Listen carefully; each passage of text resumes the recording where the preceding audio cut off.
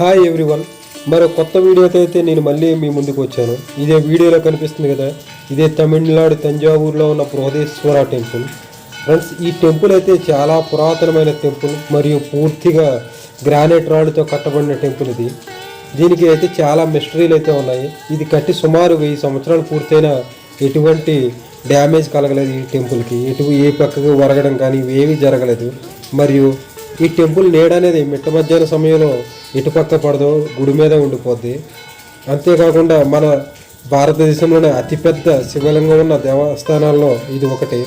మన దేశంలోనే దక్షిణ కాశీ అని ఈ దేవాలయాన్ని అయితే పిలుస్తారు. ఈ దేవస్థానం నుండి రాజుగారి కోటకైతే ఇక్కడ నుండి అండర్ గ్రౌండ్ స్వరంగ మార్గాలు అయితే ఉన్నాయంట. ప్రజెంట్ అవి అయితే క్లోజ్ చేసేసారు. ఇక్కడ క్లోజ్ చేసిన ఏరియాలో కొన్ని ఏరియాలో అయితే చూపిస్తూ ఉంటారు. ఇక్కడ నుండి స్వరంగ మార్గాలు ఉన్నాయని చెప్పి రాసి ఉంటాయి కొన్ని ఏరియాల్లోని. ఈ దేవస్థానం అయితే పూర్తిగా చాలా విశాలంగా ఉంటుంది చూడడానికి. చుట్టూరు కూడా పెద్ద ప్రహరీ కూడా ఉంటుంది. ఈ దేవస్థానం గుడి చుట్టూరు అయితే సుమారు 200 శివలింగాలు అయితే ప్రతిష్ఠించబడి ఉన్నాయట. అవి చాలా బాగుంటాయి చూడడానికి చుట్టూరుని. ఈ దేవాలయం అయితే చాలా ఎత్తులో ఉంటుంది. సుమారు 217 అడుగుల ఎత్తులో ఉంటుంది ఫ్రెండ్స్. ఈ దేవాలయం పైన అనేక శిల్పాలు అయితే చెక్కబడి ఉన్నాయి. ఇది పూర్తిగా కఠినమైన గ్రానైట్ రాయితో నిర్మించబడింది. లోపలైతే బ్లాక్ టైపు గ్రానైట్ రాయి ఉంటుంది, పూర్తిగా నలుపు రంగుది. బయట ఎరుపు రంగు గ్రానైట్ ఇది. ఈ దేవస్థానం చూడడానికి పూర్తిగా ఎరుపు రంగులో కనిపిస్తూ ఉంటుంది. అంటే పూర్తి ఎరుపు రంగు కాకుండా గులాబీ టైప్లో. లోపలైతే పూర్తి నలుపు రంగు గ్రానైట్ అయితే ఉంటుంది. ఈ దేవస్థానానికి ఎదురుగా ఒక పెద్ద నంది విగ్రహం ఉంటుంది. అది సుమారు 20 టన్నుల నంది విగ్రహం అని చెప్తున్నారు. అది పూర్తిగా ఏకశిలతో తయారు చేయబడిన నంది విగ్రహం. అది కూడా చూడడానికి చాలా బాగుంటుంది ఫ్రెండ్స్. ఈ ద్వారం కనిపిస్తుంది కదా, ఇది ఇక్కడ రాజుగారు యుద్ధంలో గెలిచినప్పుడు ఆ ద్వారాన్ని అయితే నిర్మించారట. ఇలాగ మొత్తం 2 ద్వారాలు ఉంటాయి. మొత్తం పూర్తిగా 3 ద్వారాలు ఉంటాయి. ఫస్ట్ ద్వారం ఒకటి, రెండవ ద్వారం ఒకటి, మెయిన్ గుడి కట్టినప్పుడు చుట్టూరు ప్రహరీతో కట్టిన ద్వారం ఒకటి. ఇక్కడ వీడియోలో చూపిస్తున్నారు కదా, ఈ టైప్లో ఉంటాయి ద్వారాలు కూడా. ఈ గుడి అయితే చాలా బాగుంటుంది ఫ్రెండ్స్. ఈ ద్వారంపై చెక్కబడిన శిల్పాలు కానీ ఇవన్నీ కూడా చాలా ఆహ్లాదకరమైన వాతావరణం ఉంటుంది. మనం చెప్పులు పెట్టుకోవడానికి చెప్పులు స్టాండ్ కానీ, బ్యాగులు పెట్టుకోవడానికి బ్యాగులు, ఇవన్నీ కూడా ఫ్రీగానే ఉంటాయి ఇక్కడ మంచినీళ్ళు తాగడానికి అయితే వాటర్ కానీ ఇవన్నీ కూడా చాలా బాగుంటాయి. ఈ గుడి పైన అయితే శిల్పాలు చాలా అందంగా చెక్కబడి ఉంటాయి. ప్రతి శిల్పాలు కూడా చాలా బాగుంటాయి ఇవన్నీ కూడా చూడడానికి. ఈ గుడి లోపలికి వెళ్ళడానికి అయితే ఎటువంటి ఫీజు ఏమీ ఉండదు. ఇక్కడ మధ్యాహ్నం 12 నుండి 4 గంటల వరకు అయితే దర్శనాన్ని అయితే అలౌ చేయరు. ఉదయం 6 గంటల నుండి మధ్యాహ్నం 12 గంటల వరకు అయితే దర్శనం ఉంటుంది. మరియు సాయంకాలం 4 గంటల నుండి అయితే దర్శనం ఓపెన్ చేస్తారు ఫ్రెండ్స్. గుడి అయితే లొకేషన్ ఈ విధంగా ఉంటుంది. గుడి చాలా విశాలమైన ఏరియాలో కట్టబడి ఉంది. గుడి చుట్టూరు కూడా చిన్న చిన్న గుళ్ళు ఉంటాయి. వినాయకుడి గుడి, సుబ్రహ్మణ్యేశ్వర స్వామి వారి గుడి, శివలింగం పెట్టే గుడి, చిన్నవి ఇవన్నీ చుట్టూరు చాలా గుళ్ళు అయితే ఉంటాయి. కాకపోతే మెయిన్ గుడే అట్రాక్షన్ ఇక్కడ నుండి స్వరంగ మార్గాల ద్వారా అయితే రాళ్ళు కొన్ని ప్రత్యేక పర్వదినాల్లో అయితే వచ్చి ఇక్కడ ప్రత్యేకమైన అభిషేకాలు కానీ పూజలు కానీ జరిపేవారని అయితే ఇక్కడ ప్రజలైతే చెప్తూ ఉన్నారు. ఈ గుడి అయితే చాలా బాగుంటుంది చూడడానికి. లొకేషన్ కానీ ఇవన్నీ కూడా మనం తంజావూరులో ఏ ప్రాంతం నుండి చూసినా కానీ ఈ గుడి అయితే కనిపిస్తూ ఉంటుంది. పైన ఉన్న శిఖరం అయితే కంపల్సరీగా అయితే కనిపిస్తూ ఉంటుంది.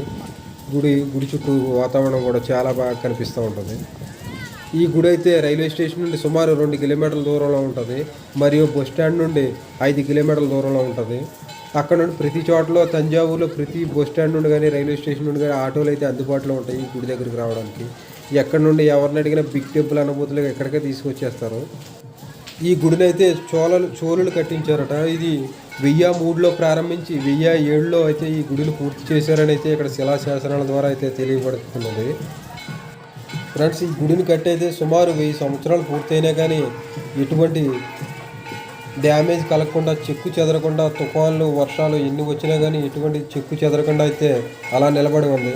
ఈ గుడి ఎదుర్కొంటూ ఉండే ఈ నల్లరాతి నంది విగ్రహం అయితే చాలా అట్రాక్టివ్గా ఉంటుంది ఫ్రెండ్స్ చూడడానికి. ఈ చుట్టుపక్కల గుడి వాతావరణం కానీ ఇవన్నీ కానీ లైటింగ్స్ కానీ ఇవన్నీ చాలా బాగుంటాయి. గుడి లోపలికైతే ఫోన్ అలవ్ లేదు ఫ్రెండ్స్. గుడి లోపలికైతే ఫోన్ పట్టుకెళ్ళడానికి ఉండదు. ఈ గుడి చుట్టుపక్కల ఇటువైపు అటువైపు గార్డెన్ అది చాలా బాగుంటుంది. గుడిని మొత్తం ఒక ఫ్రేమ్లో తీయాలంటే ఫోటో అయితే ఫోన్లో పట్టదు, ఎవరికి కూడా సాధ్యం కాదు.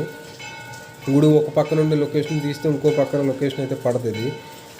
ఈ గుడికి అయితే చాలామంది అయితే ప్రజలు అలా వస్తూనే ఉన్నారు. సాయంకాలం ఇప్పుడు 4 అవుతుంది.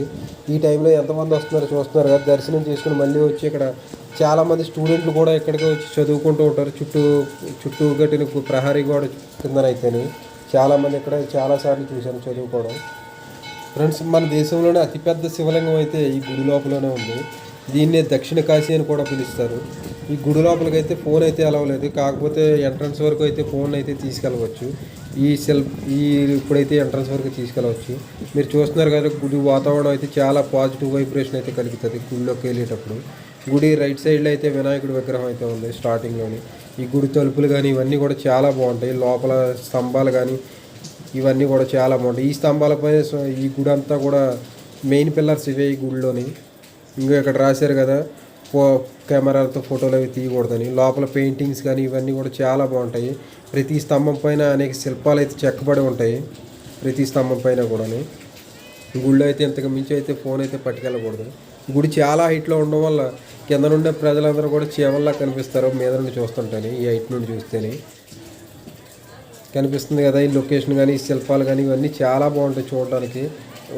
ఒక రకమైన గుడి లోపలికి వెళ్తే ఒక రకమైన పాజిటివ్ వైబ్రేషన్ అయితే వస్తుంది. దాన్ని ప్రతి ఒక్కరు అయితే ఫీల్ అవుతారు. ఈ గుడి నీడ అయితే మధ్యాహ్న సమయంలో అయితే కిందన పడదు.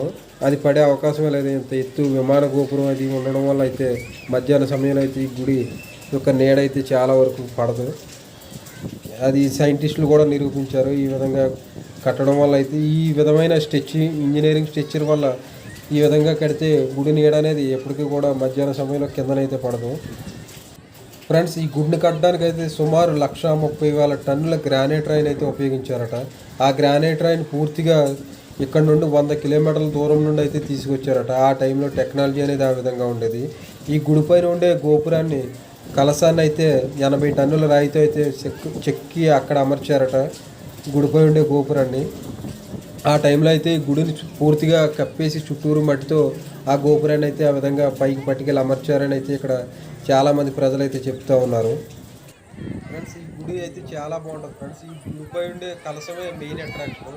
అంత పెద్ద గోపురంపై అంత పెద్ద కలశాన్ని ఏర్పాటు చేయడానికి గల కారణం ఏంటంటే గుడిలో ఉండే పెద్ద శివలింగం వల్ల మరియు దాని నుండి వచ్చే పాజిటివ్ వైబ్రేషన్ తట్టుకుని ఉండడానికి అయితే అంత పెద్ద రాతితో తయారు చేసిన ఆ కలశాన్ని అయితే గుడి మీదనైతే ఉంచారట.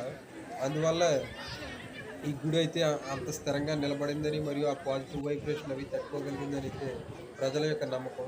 ఈ గుడి అయితే చూడడానికి చాలా హైట్లో ఉంటుంది. చూడడానికి సుమారు ఈ గుడిని కట్టి అయితే 1000 సంవత్సరాలు పూర్తయినా ఎటువంటి చెక్కు చెదరకుండా అయితే ఉంది. ఈ గుడికి అయితే ఎటువంటి బేస్మెంట్ ఏమీ కూడా అరేంజ్ చేయలేదట. మామూలుగా నేలపైన ఈ గుడిని అయితే కట్టేశారట. ఈ గుడి అయితే సుమారు 13 అంతస్తులు అయితే ఉంటాయి. గుడిలోని చూస్తున్నారు కదా, వెనక నుండి అయితే ఈ విధంగా ఉంటుంది గుడి హైట్ అయితే. గుడిపై అయితే ఎటువంటి పిడుగులు ఇవన్నీ తట్టుకునే విధంగా అయితే గుడిని అయితే ఆ టైంలో ఉన్న ఇంజనీరింగ్ టెక్నాలజీని ఉపయోగించి ఈ గుడిని అయితే నిర్మించడం జరిగింది. ప్రతి ఒక్కరు కూడా అక్కడ టూరిస్టులు, తమిళనాడు వచ్చిన ప్రతి టూరిస్టు కూడా ఈ గుడిని అయితే చాలా వరకు సందర్శించుకుంటారు.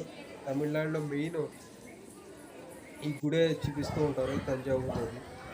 తంజావూరు చోళుల రాజధానిగా వ్యవహరించేవారు ఆ సమయంలో. అందువల్ల ఈ గుడిని అనేక మంది రాజులు వీళ్ళందరూ కూడా చాలా వైభవంగా పాలించి దీన్ని అయితే అనేక శిల్పాలు ఇవన్నీ కూడా వారి స్టైల్లో అయితే దీన్ని నిర్మించడం మరియు చెక్కడం ఇవన్నీ కూడా జరిగింది. ఈ గుడి చుట్టుపక్కల అయితే చాలా చిన్న అంతరాలయాలు ఉన్నాయి. ఇక్కడ శంకరాచార్యుడి ఆలయం మరియు వినాయకుడి ఆలయం మరియు కుమారస్వామి ఇలా చిన్న చుట్టుపక్కల చిన్న దేవుళ్ళ ఆలయాలు అయితే చిన్న విగ్రహాలతో అయితే తయారు చేస్తూ ఉంటాయి. ఈ గుడి పైన అయితే శిల్పాలు అయితే చాలా బాగుంటాయి. ఆ కాలం యొక్క ఆర్కిటెక్చర్ అనేది ఇందులో అయితే పూర్తిగా కనిపిస్తూ ఉంటుంది. ఈ గుడి దగ్గర అయితే జనాలను చూస్తే చాలా చిన్నగా కనిపిస్తూ ఉంటారు. ఈ గుడి ఉన్న జనాలు అయితే ఈ గుడి అయితే చాలా ఎర్రగా కనిపిస్తుంది కదా. సాయంకాలం లేదా సూర్యకిరణాలు పడడం వల్ల ఇంకా ఎర్రగా కనిపిస్తుంది చూడటానికి. ఇదైతే పూర్తిగా గ్రానైట్తోనే ఈ గుడి అయితే పూర్తిగా నిర్మించారు. ఈ గుడి అయితే చాలా బాగుంటుంది ఫ్రెండ్స్. మన ఆంధ్ర నుండి రావడానికి అయితే ఇక్కడ డైరెక్ట్ ట్రైన్లు అయితే చాలా తక్కువ. మనం అయితే ఆంధ్ర నుండి రావడానికి డైరెక్ట్ చెన్నై వచ్చేస్తే చెన్నై నుండి తంజావూరు ప్రతిరోజు కూడా ట్రైన్స్ అనేవి ట్రైన్స్ అవైలబుల్లో ఉంటాయి. మరి వెళ్ళేటప్పుడు కూడా తంజావూరు నుండి సాయంకాలం ప్రతిరోజు కూడా ఇక్కడ నుండి స్టార్ట్ అయ్యే ట్రైన్లు ఉన్నాయి తంజావూరు టు చెన్నై, ఆంధ్రప్రదేశ్. ఇక్కడైతే చాలామంది టూరిస్టులు అయితే వచ్చారు ఇక్కడికి, మరియు లోకల్ ప్రజలు కూడా ఇక్కడ చాలామంది వచ్చారు. ఆల్రెడీ సాయంకాలం అయిపోతుంది, 5 అయిపోతుంది. లైటింగ్ కూడా చాలా తక్కువగా ఉంది. నేను కూడా దర్శనం చేసుకుని వచ్చాను, అక్కడ దేవుడి దర్శనం చేసుకుని బయటకు అయితే వచ్చేసాను. ఇక్కడైతేనే కొద్దిసేపట్లో అయితే చీకటి పడిపోద్ది, ఇంకొక హాఫ్ అన్ అవర్లోనే. ఆల్రెడీ స్టార్ట్ అయిపోతుంది చీకటి పడటం. ఈ గుడి అయితే చాలా బాగుంటుంది చూడడానికి అయితే. ప్రతి ఒక్కరు కూడా ఇక్కడ సందర్శించుకుంటారు. నేనైతే ఇప్పుడు చాలా సార్లు అయితే వచ్చాను, బాగా కూర్చుంటూ ఒక 5 సార్లు వచ్చుంటాను. ఇది లాస్ట్ టైం ఉండొచ్చు వీళ్ళకి రావడం. నెక్స్ట్ టైం అయితే చాలా వరకు రావడానికి ప్రయత్నం అవుతుంది. ఫ్రెండ్స్, ఈ వీడియో మీకు నచ్చినట్లయితే తప్పకుండా సబ్స్క్రైబ్ చేసుకోండి ఫ్రెండ్స్, మరియు లైక్ చేయండి. ఏమన్నా డౌట్స్ ఉంటే కామెంట్ చేయండి ఫ్రెండ్స్. ఇక్కడ నుండి ఎలా రావాలి ఏంటి, ఏదైనా గైడెన్స్ కావాలన్నా మీరు కామెంట్ చేయండి, తప్పకుండా నేను రిప్లై అయితే ఇస్తాను. తప్పకుండా అయితే షేర్ అయితే చేయండి friends. Thank you friends. Keep watching, keep smiling. Already night అయిపోయింది, సో ఇంకా వీడియో అయితే తీసిన వేస్ట్. ఇక్కడ వీడియోలో అయితే క్లారిటీగా పడదు.